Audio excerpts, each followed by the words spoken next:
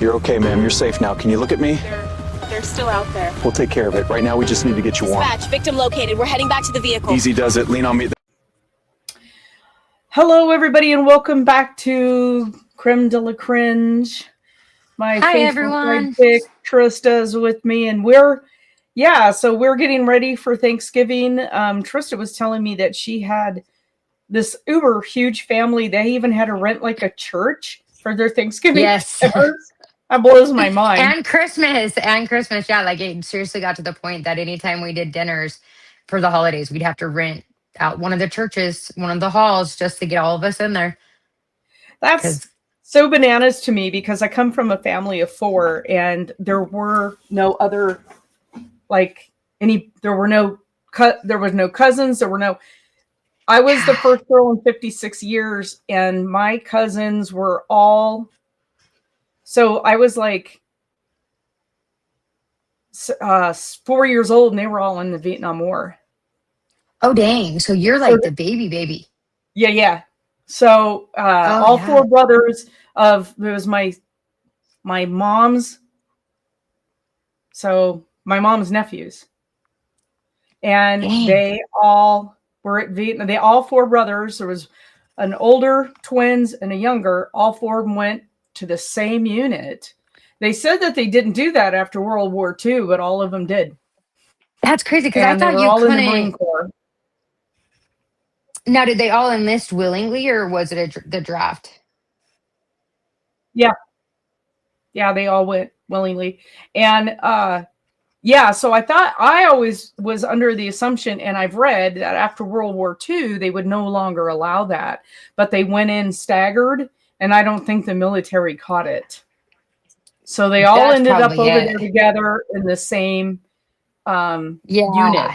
Because I didn't think that, because you have to have somebody to carry on the name if it's a boy, don't you? Either that, well, it's not necessarily that, but a lot of people came from farms, and so they would leave one boy home to help the parents with farms and stuff like that. So, but we're talking that makes Hollywood. Sense. Those, yeah. So anyway, that was kind of wild. So let's get into this case tonight. The reason why we're going back so long in years is because I am obsessed with old newspapers, and I'll find an article and then I start researching the heck out of it over every newspaper to see what everybody has on it. And writing styles change between writers for newspapers, and sometimes you can glean a little bit more with one paper than the other, and it's pretty interesting. And it's crazy how gruesome they were. Very, very gruesome. They held nothing back when describing a murder scene to the point where we can't say it on YouTube. So I have to Now, what does that say about us for nowadays? Did we just kind of grow into some? I know. Exactly. So tonight we're going to talk about Lucy Ann Mink, and she was born into a family of 12 children. But that's that's a lot. But that's kind of like the families that we have around here, right? Yeah. Idaho families, especially in the LDS families, they're enormous. They are. Enormous. So when she was born, she had 1 sister and 7 brothers still alive. So there was a few brothers or siblings that had gone before she was born. And her parents were not super happy with each other, and they later divorced, which was kind of unheard of back then. Very unheard of. Yeah. But so some of the children kind of split. Some of them went to live with dad. Some of them went to live with mom. I mean, I guess they figured that would be 9 siblings. So yeah, one person probably couldn't feed them all. So she went to live with her mom, and she was about 10 years old when this man offered to pay for her board at a boarding school to take the pressure off her mom. Seemed like a kind-hearted guy. And he said, look, I'll pay for Lucy to go to this boarding school if she learns the trade of dressmaking. And they thought, wow, this is great because she can learn the trade. She can go to school. She can get some education. Yeah. So his name was Dr. Baker, Dr. P.R. Baker. So he sounds like a really cool guy, but we're going to find out that he wasn't so cool. I was gonna say, a doctor back in that day being so nice. Yeah, there's always an ulterior motive. Yeah. So, according to the Free Press, Dr. Baker had married a servant girl named McCallum about this time. So, young Lucy's in her boarding school. She's 10. She's off to school. And he marries the servant girl. He likes servant girls.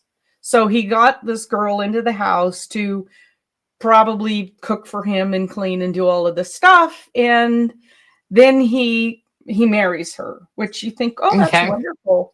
It's not. He was not a No. nice man. They had a really unhappy marriage, and it's said that Dr. Baker was really, really cruel to her, and she died right after having his son, and he didn't want to Oh, deal with the baby, so he shipped a newborn son off to his father to raise in New Hampshire. He's like, I'm not dealing with this. wow. Nice guy, really nice guy. Yeah, he's a peach. Yeah. Well, in one respect, some respect, I can see he's a doctor. He's busy. He can't raise an infant. He can't attend to an infant's needs. No, I can see that, but it just sounds like but I read a lot of different articles on this, and the undertones in all of the articles were that he was not a real generous man. Okay. that's fair. Sounds like he was. Like the public front was great, but the Oh yeah, behind the scenes was not. it's always behind closed doors. Always behind closed doors. So he was employed for some time as a physician at a state prison. But get this. So the state prison, I guess the warden retired and they get a new warden. And as soon as that guy took the job, he fired Dr. Baker. So he knew something. Something wasn't right with the guy. Yeah. So he leaves the prison and he decides, I'm going to move to Warren, Massachusetts. So he's he's not that far away from his dad because his dad's in New Hampshire.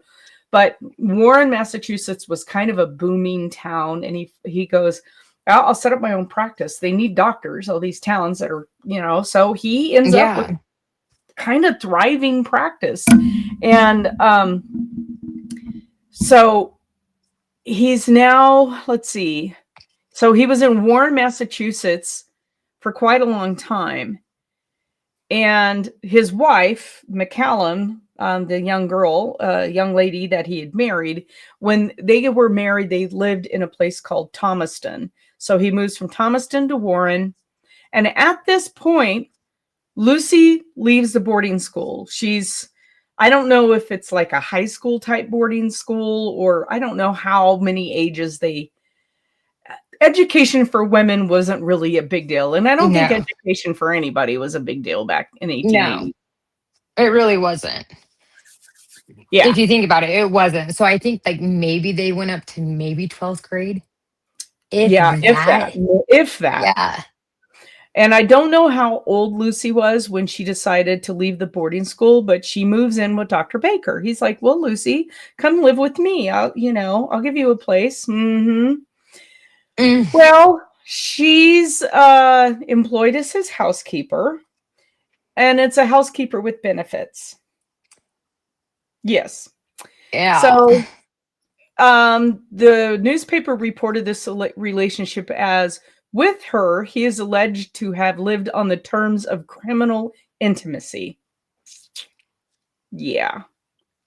So I'm guessing she wasn't an adult? Or the fact that they weren't married at all.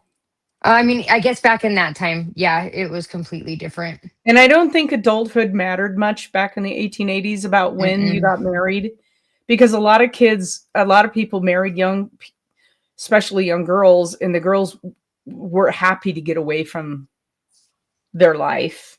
Yeah. And whatever. I don't know when age restrictions became a thing. That would be interesting to look up. Because I know we'll have to look that up. You can still, in many states, as long as your parents sign, you can get married at like 16. 17. Yep. And Idaho's one of them. I think even maybe Kentucky and some of those states are like 14. Yeah, I was gonna say there's a few states that's a lot younger, and I'm like, Yeah. Yeah. And some of them don't even require permission. So yeah, that's insane to me. what's weird to me is that you're not old enough to sign a contract of any kind until you're 18, but you can get married. Wait a minute. That's a contract. You're signing that. Marriage Yep. license. You're signing. I'm like, That's no, wait a minute. Yeah. Yeah. So during this time, Miss Lucy here became pregnant with this child, obviously. And after the birth of the child, it kind of mysteriously disappeared. Now, there were some newspaper articles that said she never actually had the child, that he sent her away to get it taken care of. Now, this kind of comes up, I think, later on in the story, if I left it in here. But there's other newspaper articles that said the child just mysteriously vanished. So I don't know if they gave it away and adopted it out. It went into foster. I don't know if his father ended up with another child. I have no idea. We're gonna lean on the positive side of that. Yeah, right. Yeah. So at this point, Dr. Baker decides to move to New York because they're in Massachusetts. And he was using this move as a way to get rid of Lucy. He didn't want Lucy in his life anymore. And so he leaves her behind. So she's in Warren, Massachusetts, and she's really unhappy that he left her because she feels abandoned. And like a bad penny, boop, there she turns up at his house in New York. So at this point, he had bought another house in New York and engaged another housekeeper, which infuriated Lucy because she shows up and she knows the benefits of the housekeeper.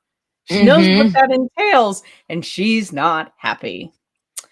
So young Lucy decides she throws the biggest hissy fit in the world, and she threatens to kill him and burn his house down if he doesn't fire the housekeeper. Oh, snap. Oh, and He Dr. sounds like he Baker, kind of met his match. yeah, she's a fiery one, this little thing, and she was small. She wasn't a big girl, and so he pays no attention to the threat, and he's like, so he decides to shut her up by betting her on the side. So he would go to where she's living and have a good time with Lucy, and then he'd go home and have a good time with the housekeeper. So here comes, it's March 6th. This is 1873. I was wrong. I thought it was 1883. March 6, 1873, Mr. Baker, Dr. Baker's dispatched to a sick child who was really in close proximity to where Lucy lived. So then he decides, well, done seeing the kid, might as well go over and have a little snack at Lucy's house, Yeah, why not? I'm already over here. So he gets to her house between 9 and 10 p.m. And about 10 o'clock, Lucy, in hardly any clothes at all, runs to a neighbor's house and declared that she'd been shot. So the neighbors are all frantic and they're like, oh my God. And she goes to a Mr. Spears' house, which is a neighbor. And she says, I'm shot. These are quotes. I'm shot. Dr. Baker shot me. Okay. But what's interesting in all of these articles that I read that had this quote, this quote was out there because he testifies to this later. She doesn't have a wound on her. But that's what she's saying. So he goes over to her house and he's like, he goes to the outside, but he doesn't want to go inside because he doesn't know what the hell's going on. He's like, he was freaked out. He's like, So he noticed that Dr. Baker's buggy was outside the house, and he went to the barn and he saw Dr. Baker's horse in the barn. Like everybody knew Doc Baker. So he's like, okay, well, I wonder what's going on with Doc Baker.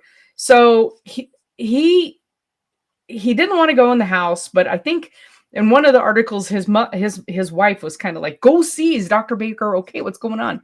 So he goes into the house kind of like, oh God, I don't want to go into this house. But he goes in the house and he finds Dr. Baker lying on the bedroom floor, and he'd been shot in his chest area, and he's not breathing. He's gone. He's And done. he's partially dressed. And it appeared as if Dr. Baker actually was trying to dress himself after he was shot. That's what it appeared to be. I don't get that. Getting shot in That's the weird. lung, you're not going to try to dress No. yourself. You're not. I think that Dr. Baker was probably not dressed because he was fooling around with Lucy. We'll see. If Lucy had been shot, like I said, the newspapers didn't discuss her injuries, so I don't think she was shot. There would have been some discussion. Yeah. And the fact that the neighbor said there wasn't any wounds on her. And back in that time frame, I mean, if you got shot, 9 chances out of 10, you didn't walk away from it. Right. Like, Yeah. So, yeah. Yeah. So the police come. I don't know when the police come because I don't know like how far out they are or where the police station is, but they arrest Lucy. They're like, we got to arrest her and get her just to try to figure out what's going on.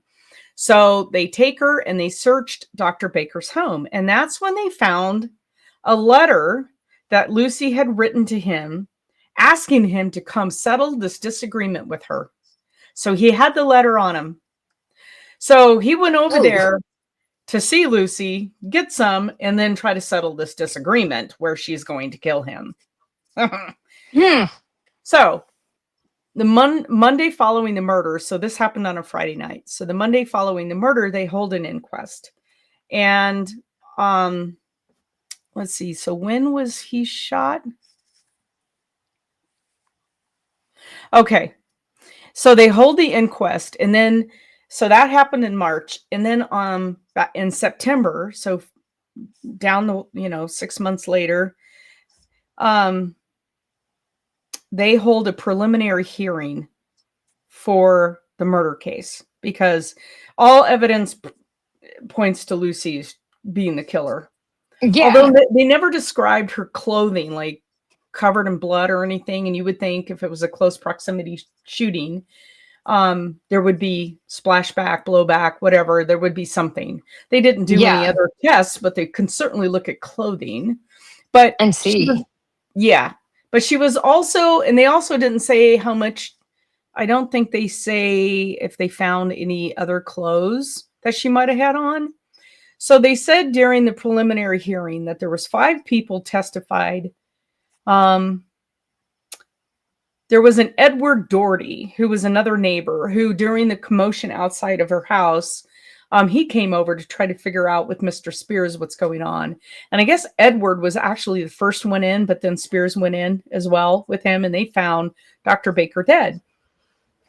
And then during the hearing, Lucy was led into the courtroom, and she sat with a shawl wrapped around her. She didn't look up other to answer direct questions as to her guilt, like not guilty.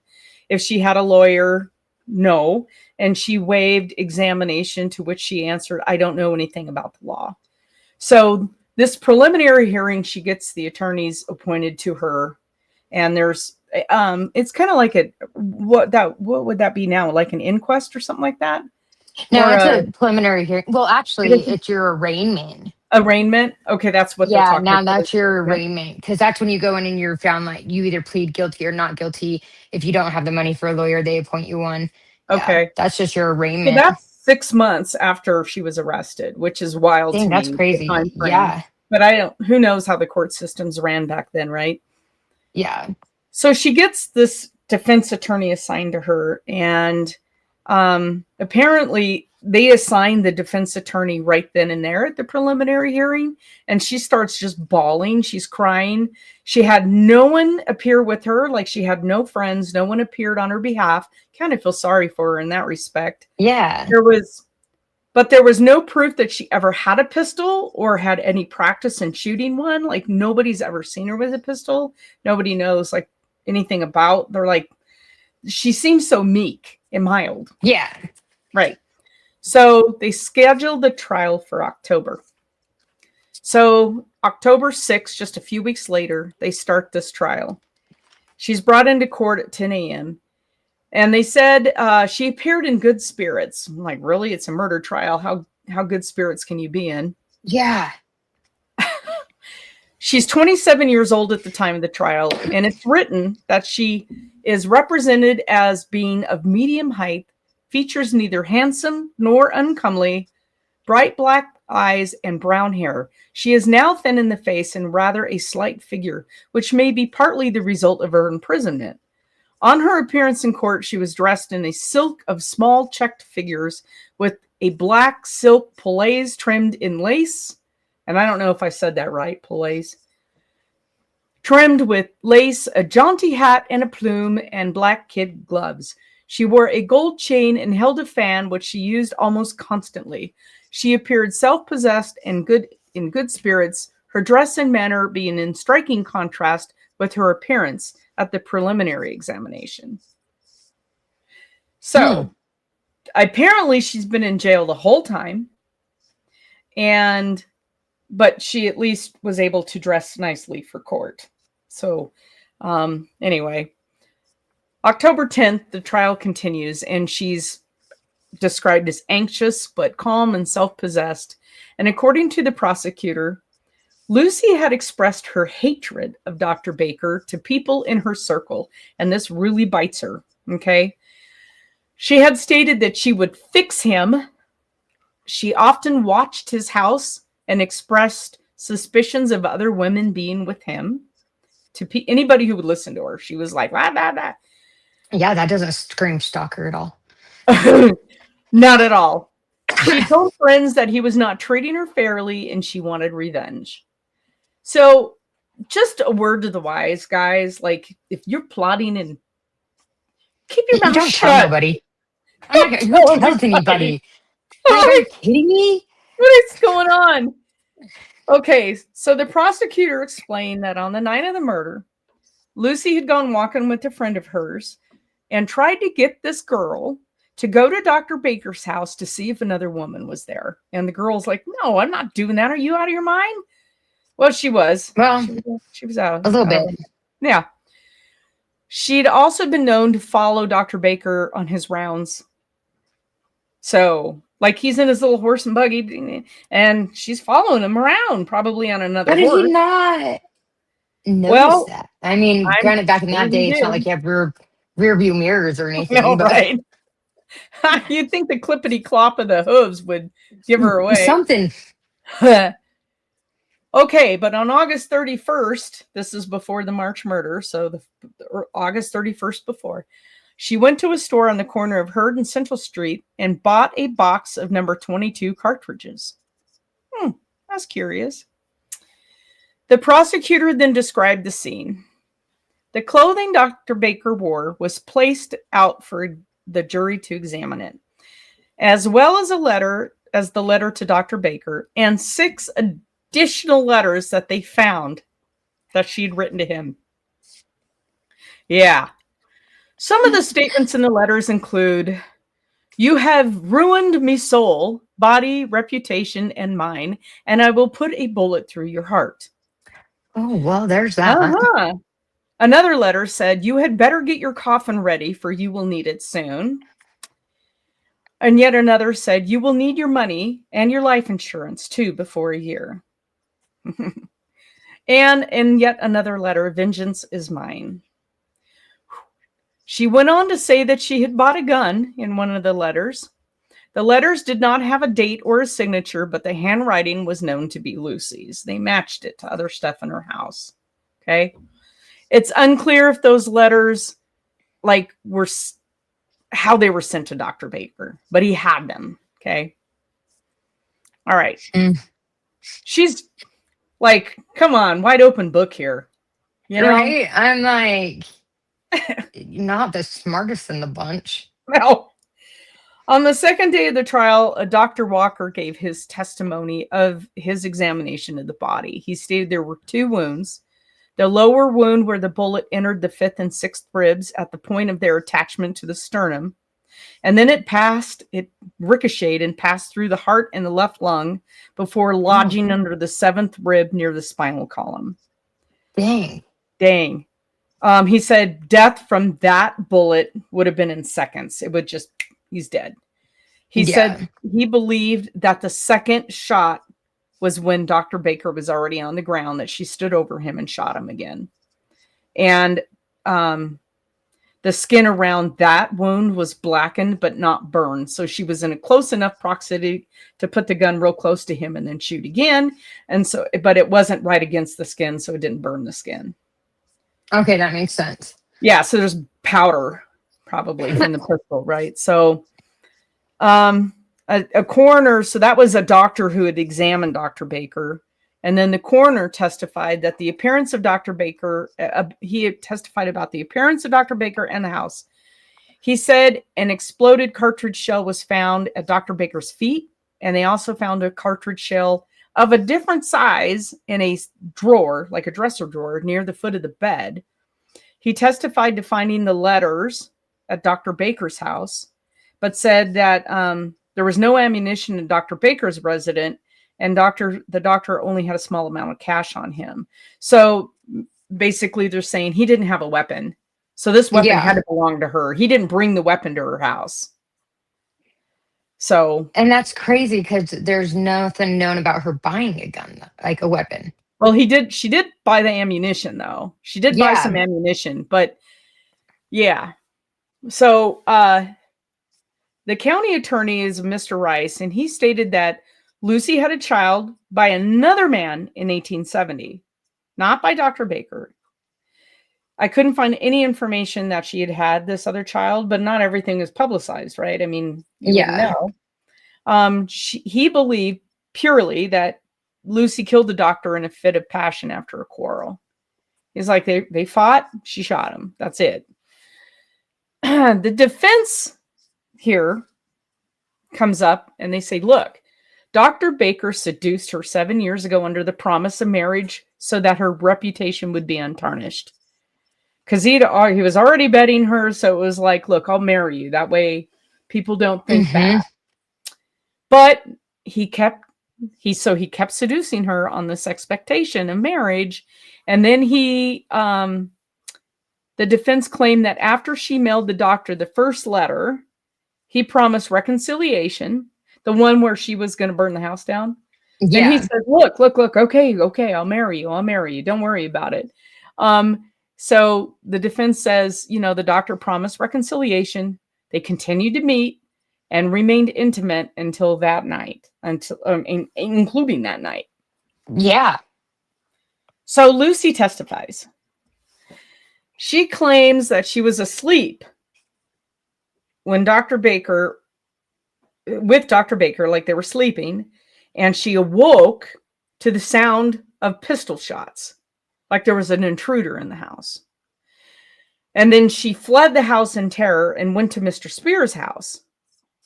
Okay, remember that statement because she says she woke up to the sound of shots. She outlined her relationship with Dr. Baker and stated that their intimate relationship had been going on for 7 years.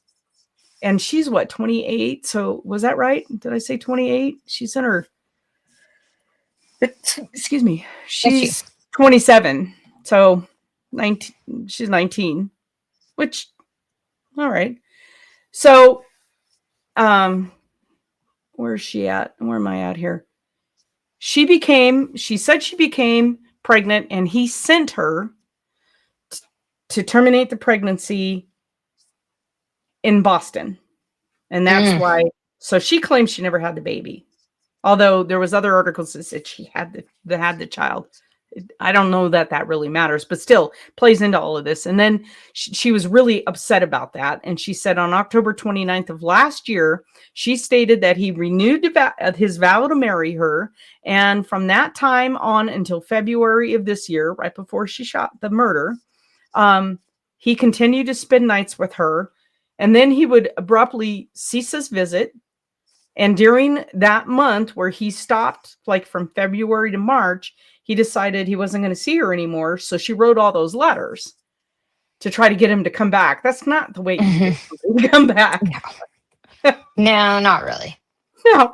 And so in March, he renewed the intimate relationship, including the night of the shooting. He was just stringing her along the whole time. Yeah. So the defense presented that there were not the elements necessary to constitute a crime of murder. And in the defense, they said that she had been engaged to be married to the deceased, and that the interview that was had between the deceased. Okay, hold on. I'm trying to this because I clipped this article. The defense said she had been engaged to be married to the deceased, and when she was interviewed in her room by the police when she was arrested, that she said the doctor expressed his intention to break off the engagement and abandon her. So she went to her trunk, took the pistol from it, and attempted to use the pistol upon herself. So this is in contradiction to her own testimony, where she woke up to the sound of a pistol. Shoot, right? Shots? Yeah. The doctor grabbed her and to try to seize her and prevent her from shooting herself. And in that act, a struggle ensued and the gun discharged, rendering the fatal wound. But then he was shot again a second time after he was already dead. So there's really no defense here. No. You know, if she hadn't made the prior statements, and if she hadn't written the letters, and she hadn't changed her story so many times, she might have been able to get away with all of this. So the case was given to the jury. No big surprise. They came back with the finding of guilty of manslaughter. So not murder, but manslaughter. So they brought it down a little bit because it wasn't. I would have argued that this wasn't a premeditated because she bought a gun. Yeah. It wasn't the doctor's gun. I mean, she bought the shellings and everything. So yeah. Yeah. That she had probably planned to do this and she threatened to do this. Yeah. She was sentenced to 9 years. That was it. So, yeah. So she would have been out the time she was 40. 9 years. She's 27. So 36. Yeah. So, you know. That's crazy. Young enough to probably, get out. Still get married and. Well, she didn't sound like she was the stablest person in the world. No. I mean, I'd be like kind of scared for anyone that would want to get with her. But I also feel bad for her.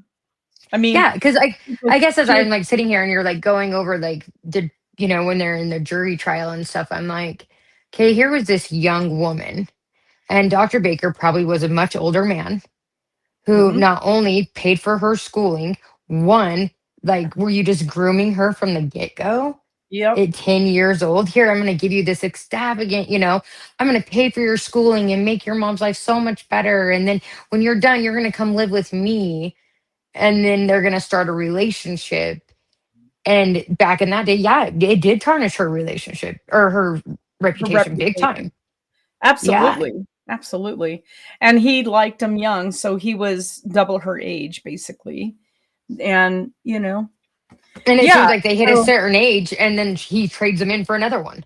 Yeah. New model. Mm-hmm. He didn't. Yeah. So I felt bad for her because she had never had a good life, decent life, easy life. Yeah. And, not a lot of people did back then. There's no excuse because not a lot of people had a good life, easy life, and they didn't murder. Yeah, no. They definitely didn't write letters saying what you were going to do. I know. So this chick just, she just, that's I listen to true crime all the time. It's like, they always say that only two can keep a secret if one is dead. But this chick couldn't have even done that. No. She was telling anyone and everyone who was willing to listen to her.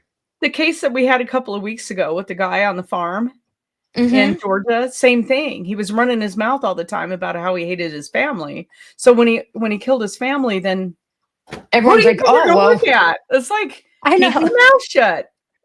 I mean, because then we did that our first one. Well, it's on the other channel, or no, you did put it on this one. Farm, I put it on this one. He got away with that for 20 years. Oh yeah, because nothing was said about it. He did. He did. He kept his mouth shut. So if you guys haven't watched Yeah. that, go back and watch the pig farmer case because he kept his. He didn't talk. And he got away with it for 20 years. Mm-hmm. Yes. And so, I mean, by any means, people, we don't tell you to go out and go murder No, I'm anybody. not giving you advice. I'm just saying in general, if you're Like, going to be a criminal, don't talk about it. well, and it's, I mean, even like nowadays with cell phones, like these kids record everything. And I'm like, y'all are dumb. Well, we'll have to Like, do the case here in Pocatello because they recorded it. yeah, that one. Yeah. So, you Oh, know, yeah. Anyway, I love these old cases only because the newspapers are so graphic, and even just regular like accidents, their description of what happens is like, oh God, you're right there, man. You're watching it. You're like, oh wow, that's bad. You know, they just don't hold anything back. It's I mean, I guess it sold. That's what sold for him. I mean, which right on. I mean, now so we they get to would sit have. here like 100+ years later and read back on it going, dang. Dang, you guys were. Mm. They'd have like the society page with all of the so and so traveled and so and so was on a vacation and so was ill today and they had 3 callers, to check on them, and they have all this cute society stuff, and then this next column is so and so fell under the carriage and his feet were cut off and the ankles is like, what? You're just I'll tell you though, it's weird to me. Like after I started getting on newspaper.com and reading some of the papers, like, and of course, I look up family because, why not? yeah. And it was amazing to me how they would be like, oh, so the East Steps went and visited their daughter in Oregon. And I'm like, what? I Like know. that was just like the That's whole new. news. Like, wow. Okay, so while we're on the topic of the newspapers, I look up my dad because he was kind of well known in his circle and things, and so that's when I found an article where he was describing some of his earlier career, jobs that he used to do, and he used to airbrush the centerfolds for girly magazines. Their picture. I'm like, what? He didn't tell me that. That is awesome. I'm like, Dad. I mean, he had centerfolds all over, like the garage, the airplane hangar, it was just like that. We lived with that. That was the time. Yeah. That was the era. You walked in, you're like, oh, okay, there's another girl. But he was airbrushing them to make them even more perfect. That is comical. I know. So were you able to talk to him about that before he passed? No, I just found that. Oh dang. I just found that. Like, you dog. That was like the secret. Like, we don't tell my daughter this. My daughter don't need to know this.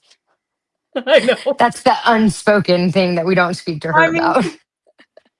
Yeah. Anyway. That's awesome though. I know. I can't wait to find more stuff about him. So yeah.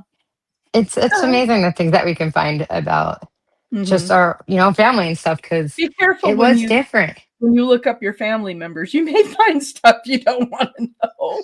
Oh yeah. Like my great great